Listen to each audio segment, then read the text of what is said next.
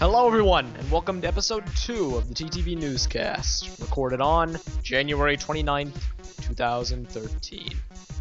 I'm joined today by none other than Kini and Kahi. Oh yeah. Hey. Woohoo! My name came second.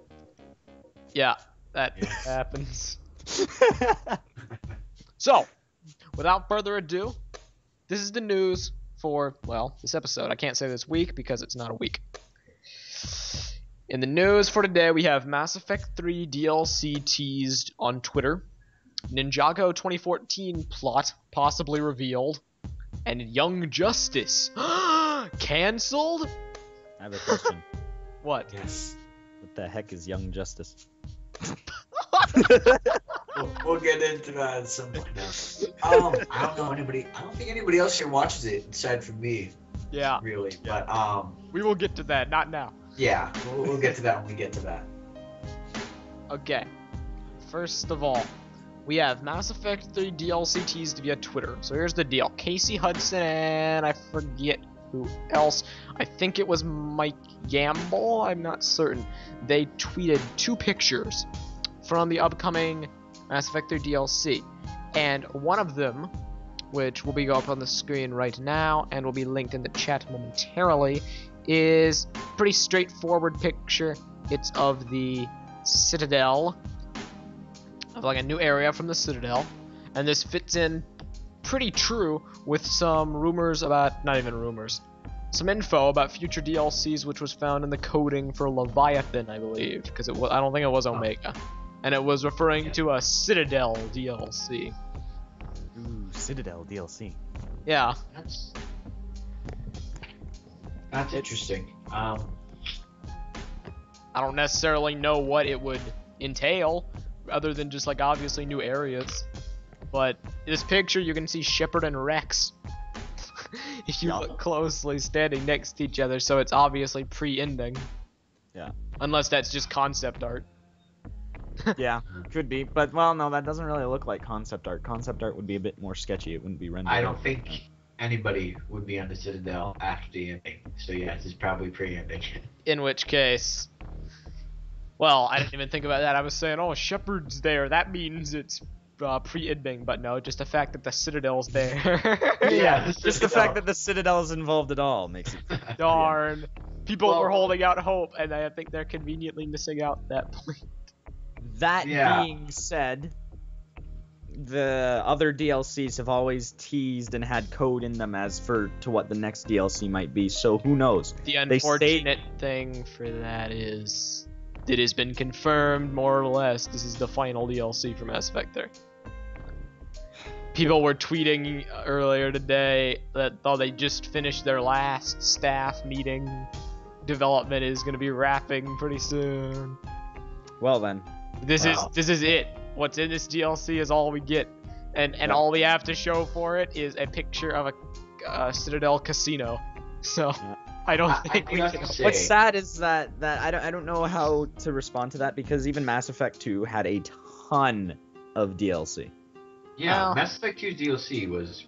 But large, I think regarded. part of it is because when you look at the DLC list for Mass Effect 2, it's like guns and weapons and armor, and all of the DLC stuff from Mass Effect 2 that is guns and weapons and armor is all included in Effect 3. That's true. We got, let's see, for Mass Effect 3 we've got From Ashes, Leviathan, Omega, the Citadel DLC, Alternate Appearance Pack 1 and 2 Weapon Packs. And that's all aside from multiplayer, which is where the big thing comes in. Did multiplayer take away from single-player DLC development? And I say no because it was different teams, but some people would disagree. Yeah. I can see some people disagreeing with just manpower in general. What I'm kind of wondering, I guess you've mostly completed games. It's been a while since I finished Mass Effect 2, so I can't really remember. Refresh my memory. After you complete the last mission in Mass Effect 2, can you just, is there anything else to do in the game? You can go back and do any DLC that was released afterwards that you didn't get, so you didn't have to restart the whole game after you finished it to do it. And you could go around on your ship, and there was there were some dialogue options actually changed after the fact. Like if you did a DLC after you completed the suicide mission, the DLC dialogue changed sometimes. But And then obviously the big one, it was in Arrival, and I like how I'm talking big here because I've never played Arrival. But in Arrival, if at the very end, if you beat the game, it would be Harbinger that would appear in a projection. But if it was before you beat the game, the Collector General would appear in the projection because you don't know Harbinger's the one controlling him yet. Well, because the whole idea of Arrival was that it was post-ending. Yep. So. Yeah. But it could be done pre-ending. I guess for me, after I completed Mass Effect 3, I just remember like I completed all the missions. I had my Shepard like leveled up so high. You know, he was basically invulnerable. I had all the guns, all the add-ons, all the ones you can grab. There's nothing to do after you complete that ending. You go back and like you can't even a lot of the locations you can't even go back to. They don't allow you to land. On the environment or whatnot. You just kind of go and walk around the Citadel and do nothing. Waste fuel. Yeah, waste credits. And credits. Like, you know, buying my gas and evading the Reapers. And shooting bottles with Garrus. Now you can waste money at casinos. Which is really where I think they're going with this. They're going to make this DLC, and obviously it'll probably have story to it or whatever. But they're also going to expand the Citadel to make it stuff to do when you beat the game. I would honestly like to go back and just replay a mission with my powered up Shepard. Yeah. That would be something I'd like to do. And I don't know what I haven't done that exactly in the game, but... That's called New Game Plus. That's true. The next picture, it's a bit less interesting. It's my personal favorite. There's not really much to say, but I think it speaks for itself. Here it is. Make of it what you will. I love it. Gravity hammers. Yes, they're coming into Mass Effect. Multiplayer, probably. Oh, no, the final single player DLC is going to be the Citadel. The final multiplayer DLC is supposedly something called Mass Effect 3 Reckoning, which will feature new game modes and new characters. Whoa, game modes. Meso, you didn't tell me about this before. I posted the description. New game modes and cooperative story missions. Oh right, never mind. Cooperative story missions will be fun to do. I think they should have actively gone for that instead of multiplayer, in my honest opinion. Or not. Well, I like the multiplayer they implemented, but it should have been around way sooner than through a DLC. Yeah, I mean, like it should have been something alongside multiplayer. You know, we'll have a horde mode, but we'll also have co-op story. Yeah. I feel that should have been implemented from the beginning, but I guess it'll be nice to see what they do here. All I'm gonna say is I'm a fan of the Krogan and Mass Effect 3 multiplayer. They're like the thing I roll with the most. Every time I think I'm getting bored, they do something to pull me back in. It was the Krogan Vanguard, and now it's Krogan with a hammer. I just love it. Yeah. And with that being said, move on to the next bit of news, which is the Ninjago 2014 plot has supposedly been revealed via a graphic novel listing on Paper Cuts website, and the covers are flashing up on the screen, and I'll be getting them for you guys momentarily. I believe one is called Stone Cold, but the other, the really interesting graphic novel, the one that actually has a description, is called Destiny of Doom. And these books supposedly provide insight into the plot of the 2014 line, or they could be the more logical assumption, be like Hero Factory books, which are just separate stories that have no relevance on the actual sets. The description for these books is really what's interesting here, because we have Destiny of Doom. After Jay, Cole, Zane, and Kai defeated Lord Garmadon once and for all, the skeletal baddie actually joined the good guys. Garmadon and his son Lloyd are reunited, and the new powerful team led by Sensei Wu is totally unstoppable, unless they have to face one of their own. Before Garmadon turned, he'd placed terrible doomsday devices all over Ninjago, timed to activate in the event of his defeat. Now he must lead the ninjas on a quest around the world to battle these maniacal menaces, and hope that their first mission together isn't their last. Basically, the former main antagonist, is leading them on a trek around the world to destroy doomsday devices that are apparently giant robot hands, judging from that cover. What are your thoughts, considering Okay. neither of you know the Ninjago story? This is... Believe it or not, my library, the library I work at, they actually got one of the Ninjago graphic novels recently, and I didn't read it all the way through, to be honest. But The only comment I have, I'm not a follower of Lego anymore, nor am I a follower of Ninjago. Ninjago. Ninjago. I'm sorry, I personally prefer Chima of all things to Ninjago, just because I like the premise of Chima You're more not than alone, Ninjago. Kai. I agree. I agree. I like the premise of Chima more than the premise of Ninjago. That being said, the only thing I have to say about this graphic novel... Whoa, graphic novel. Okay, then. The only thing I have to say about this is I see what you did there, Lego, with the massive hand and the characters being gripped by the massive hand, like is cliche in like 90% of book titles and graphic novel covers. I see what you did there. Yeah. Well, I don't know what to say. for me, the art style in the graphic novel that my library got, I'm not really sure which one it was. It didn't impress me, to be honest. It was very sketchy, wasn't very well done. It reminded me of like a fan comic that you would see on maybe Europe or somewhere. In fact, I've seen a lot of fan comics better than what was in here.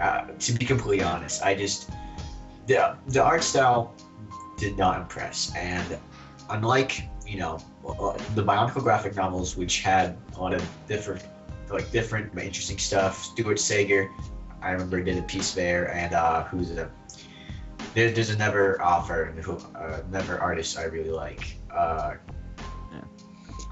Well, and I guess kind of, since I don't know what I'm really talking about, but I guess that's, if you think that it looks like kind of fan art-ish, then that's kind of like what I'm noticing more and more with Lego and the stuff they do that isn't the sets, because, well, I mean, everyone's seen Chima by now, or our Chima coverage. That was bad. Yeah. Like, not bad as in, oh my god, I'm a 16-year-old and that was horrible, Lego, how could you do this? But bad as in, oh my god, that was bad. You actually spent money to make this bad. So I agree. Kai, did you even watch the full Chima special? Dude, I couldn't bring myself to. Please do at some point, because it just got confirmed in the Young Justice article, which we'll get to. It's becoming a full series. Oh, of course they would. Okay, they would put emphasis on Chima.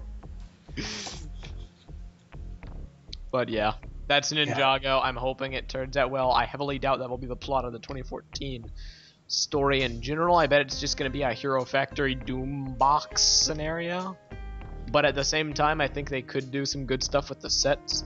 Doomsday Devices is a really vague term, but I guess we'll have to see.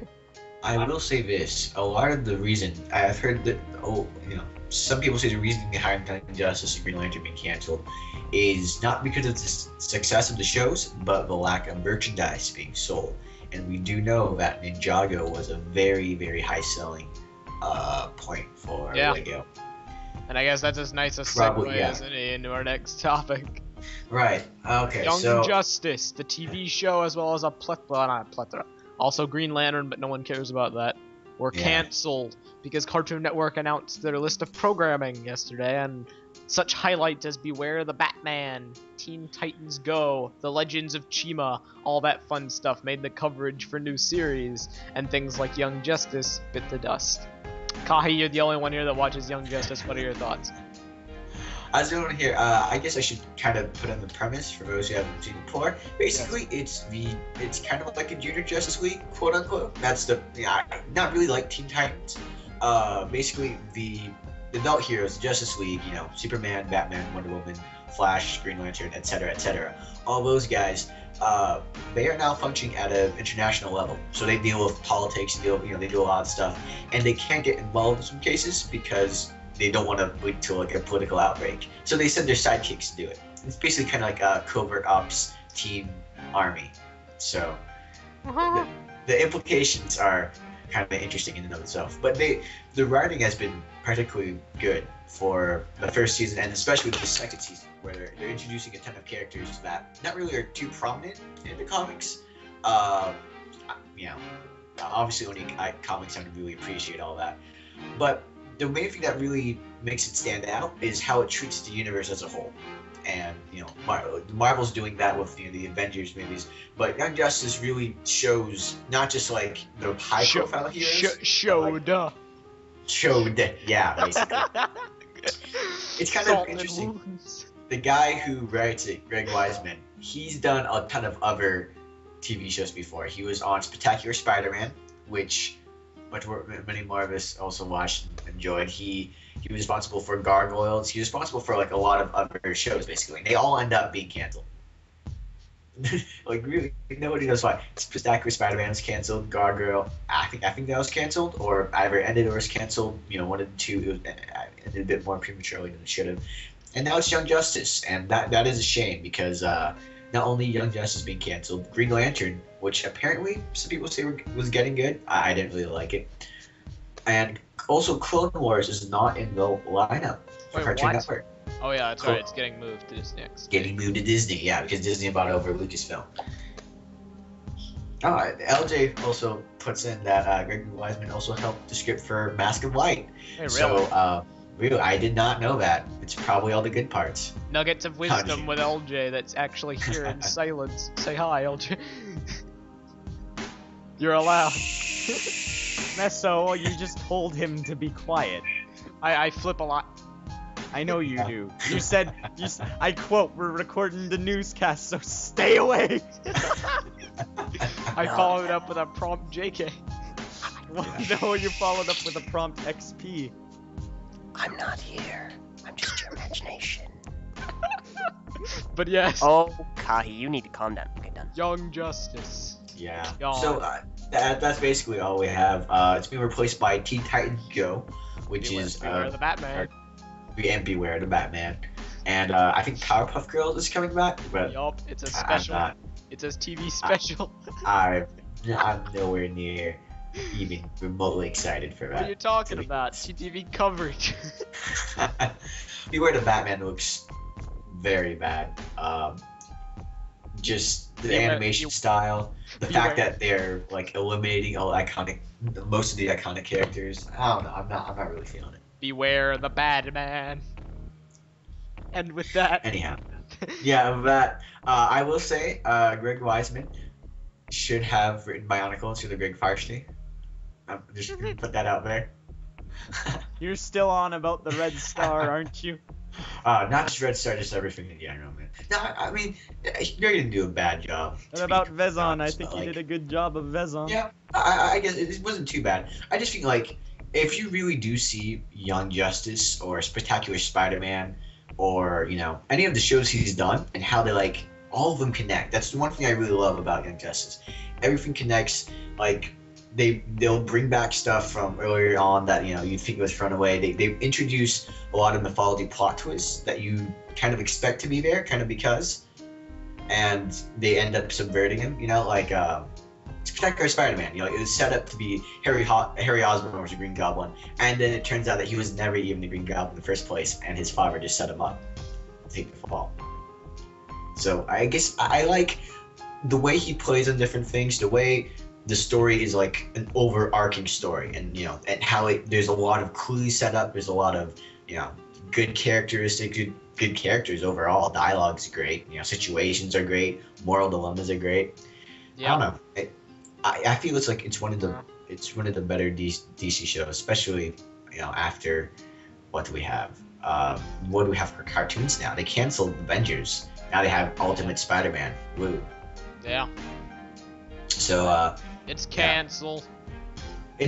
They said it's gonna run its course, quote unquote, which means that we're gonna air all the episodes we already paid for. Yeah. But they're not gonna do it.